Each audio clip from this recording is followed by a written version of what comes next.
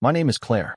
I'm 34 years old, and I've spent the last 3 months living with a secret that feels like it's clawing at my ribs every time I breathe. I wish I could tell you this as some kind of confession about me, that I did something reckless, something I regret, but no, it's about him, about us, and about the night I realized the man I built my whole life around might not be mine anymore. Ethan and I met when I was 23. He was 25, fresh out of grad school, impossibly sure of himself, and for some reason, he looked at me like I was the answer to a question he hadn't even asked yet. Back then, he was the kind of man who would text me at midnight saying, "I need to see you," and then show up at my apartment like he couldn't wait one more second. We used to fall asleep tangled together, my head on his chest, his hand tracing lazy circles on my back until I drifted off. That was years ago. Now, when his hand slides around my waist in bed, it's almost automatic, like muscle memory rather than desire. We still kiss, but sometimes it feels like kissing someone through glass, familiar but distant, like the warmth is coming from another room. He still holds me, but his arms have grown heavier, the way a hug turns when someone hugs you because they should, not because they need to. I didn't notice it happening all at once. It was small things that seemed harmless. A night when he came home late and kissed my forehead instead of my lips. A Sunday morning when I leaned into him on the couch and he shifted slightly, just enough that I ended up half leaning on the armrest instead. We still had sex, but it started feeling polite. Like we were actors in some low-budget film where the spark was all in the script, but never in the scene. I told myself we were tired. That this is what happens when you've been married for 8 years. That love changes shape, and this was just its grown-up version. But there was this moment. God, I can see it so clearly. It was a Friday night. Ethan was in the kitchen, leaning against the counter, scrolling on his phone while I cooked pasta. The kitchen smelled like garlic and butter, warm and domestic. I walked up behind him, wrapped my arms around his waist like I'd done 1,000 times before, my cheek pressed to his back. "Hey," I said softly, just wanting him. Not even in a big way. Just him. He froze. Not visibly, not so anyone else would notice. But I felt it. This tiny, almost imperceptible tightening in his shoulders, like my touch was unwanted. Or maybe just unexpected. He didn't turn around. Didn't put his hands over mine the way he used to. He just stood there, eyes on his phone, and after a second, he patted my hand like someone comforting a child. I felt my stomach drop. I laughed it off, tried to make it nothing, but inside, something splintered. Because for the first time, I wondered if there was someone else. Someone he wanted to hold him. And that was the moment, the exact second, I realized something between us had shifted, quietly, like the ground moving under your feet before an earthquake. The problem was, once you feel that crack, you can't unfeel it. After that night in the kitchen, things didn't explode right away. I think that's the hardest part to explain. There was no big fight, no screaming match, no slammed doors. Just silence. A kind of quiet that stretched between us like fog, so thick I couldn't see where he was anymore. Ethan was still Ethan. He still kissed me goodnight. He still asked about my day, unloaded the dishwasher, laughed at my bad jokes. But it was different. Like he was reading from a script, playing the role of husband while his mind was somewhere else entirely. The worst part was the small ways I started changing, too. I found myself watching him the way you watch someone when you're trying to figure out if they're sick, searching for symptoms. Was his phone always face down on the table like that? Did he always get that many texts at night? Had he always smiled that faint, private smile at his screen before locking it again? I hated myself for noticing, for caring so much. One night, we were sitting on the couch watching a movie, and I rested my legs across his lap like I always used to. He didn't move them, but he didn't touch them either. Just sat there, remote in one hand, scrolling on his phone with the other. My calves might as well have been a blanket. I leaned over and kissed his jaw, slowly, hoping it would turn into more. It didn't. He just kissed the top of my head absent-mindedly, eyes never leaving the screen. It was such a small thing, but I felt myself fold inward, like paper getting creased. That's when the dreams started. Not literal dreams, but daydreams. About us before we got married.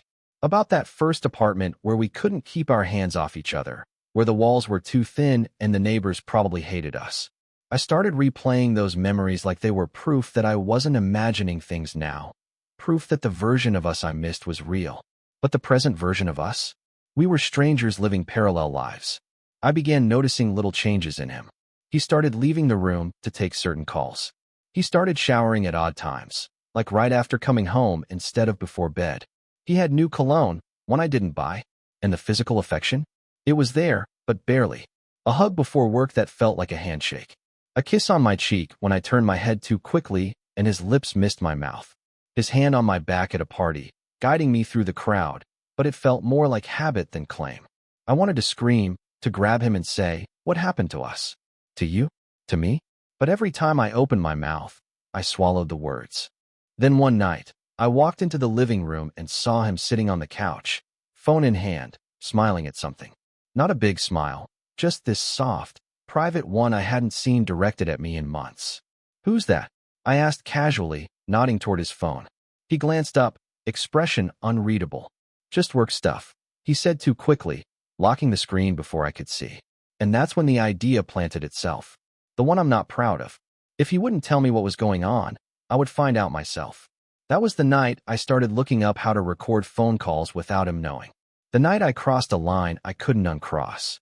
I didn't do it right away.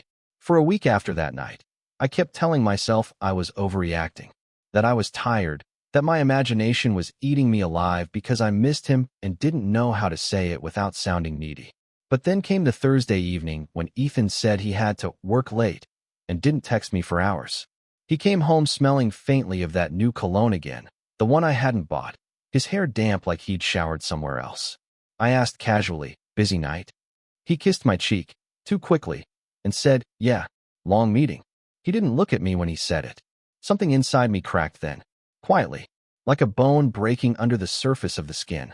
The next day, while he was in the shower, I downloaded the recording app on an old phone I never used anymore. I told myself I wasn't crazy, that I just needed proof so I could stop feeling like I was losing my mind. But even as I hid the phone in the living room behind the bookshelf before leaving for work, my hands were shaking. I felt like I was betraying him, like maybe I was betraying us. That evening, I came home early and played back the recording. The first few hours were nothing, just the sound of the TV, the neighbor's dog barking, Ethan moving around the house. And then I heard it. His voice. Soft. Lower than usual. And a woman's voice. I froze. They weren't in the house. He was on the phone. I couldn't make out everything, but there was laughter. That warm, easy laughter he used to save for me. "Miss you too," he said at one point. It felt like someone had punched me right in the ribs. I didn't confront him. Not then. I don't even know why. Maybe because I needed more. Maybe because some part of me hoped I'd misheard, that it was harmless. So I kept recording. For 2 weeks, every time he left the house, I checked the phone. And with each recording, each tiny piece of conversation, I felt myself unraveling. Little things he said. The way his voice softened when he spoke to her. The fact that he never talked about me. Meanwhile, at home, he was still Ethan. Asking if I wanted tea. Fixing the leaky faucet. Sleeping next to me at night. His arms sometimes draped over me like nothing had changed. But it had changed. The affection between us felt thinner by the day, like a sheet stretched too far over a bed. He still kissed me before work, but sometimes it was just a quick press of lips, like he was late for something more important. We still touched, but I could feel the distance even in the way his hand rested on my back.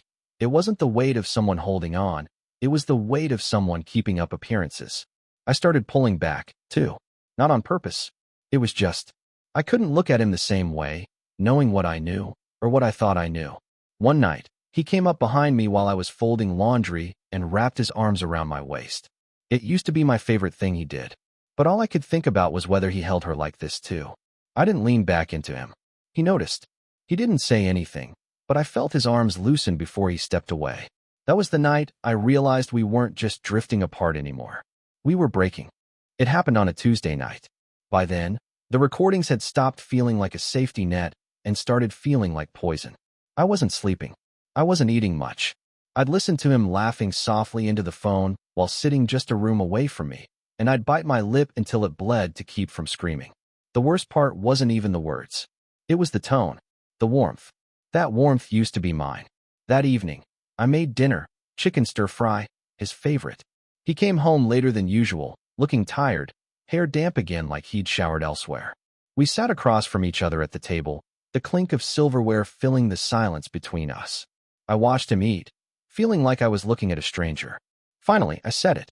My voice shook, but the words were clear. Who is she? His fork froze halfway to his mouth. Claire, he began, too quickly. What are you talking about? I laughed then, this bitter, broken sound I didn't even recognize. Don't do that. Don't act like I'm imagining it. I've heard you, Ethan. I know. His eyes flickered, just for a second, but I saw it. That tiny crack in his mask. He set the fork down slowly, carefully, like he was afraid any sudden movement would make this moment explode. Claire, he said again, quieter this time. You've been recording me? I didn't answer. I didn't have to. The silence stretched so long I thought I might choke on it. My heart was pounding so hard it hurt. Her name's Lily, he said finally. And just like that, there it was.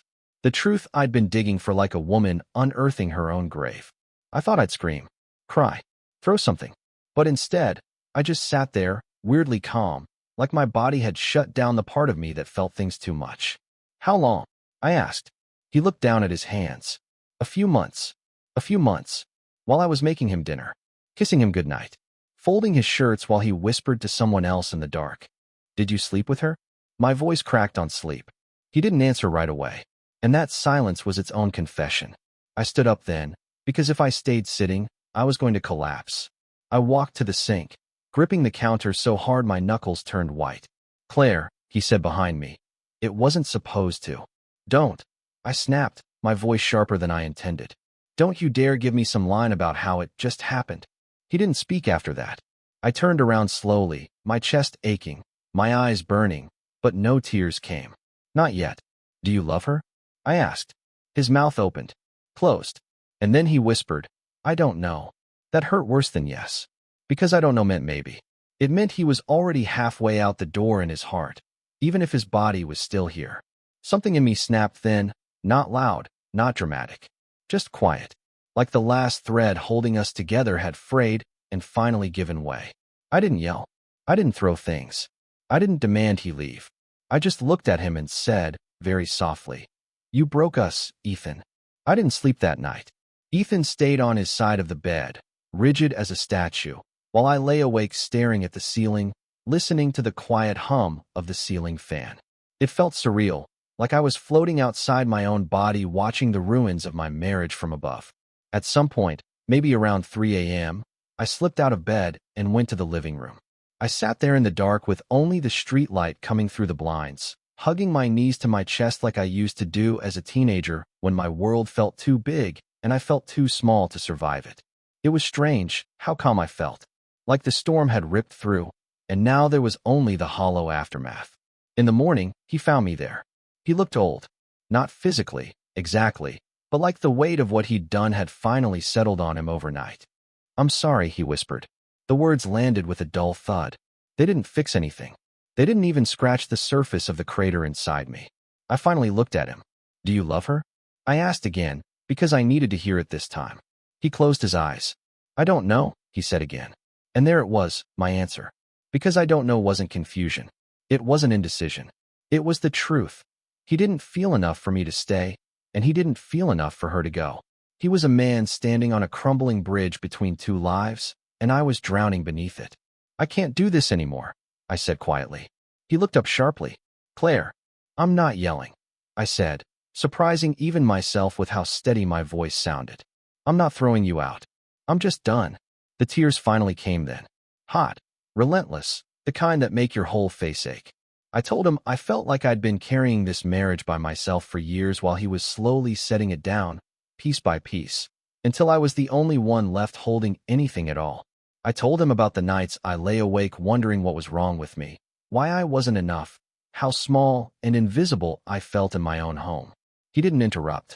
He just sat there, eyes glassy, like maybe he was hearing me for the first time in years.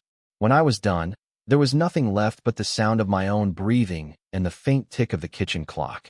What do you want to do? He asked finally, his voice barely above a whisper. I thought about it. Really thought about it. About the years we'd spent building a life together.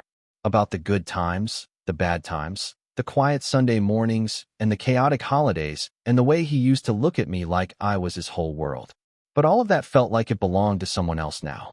A version of us that didn't exist anymore. I need space, I said finally. I need to remember who I am without you. He nodded slowly, like he knew there was no point fighting.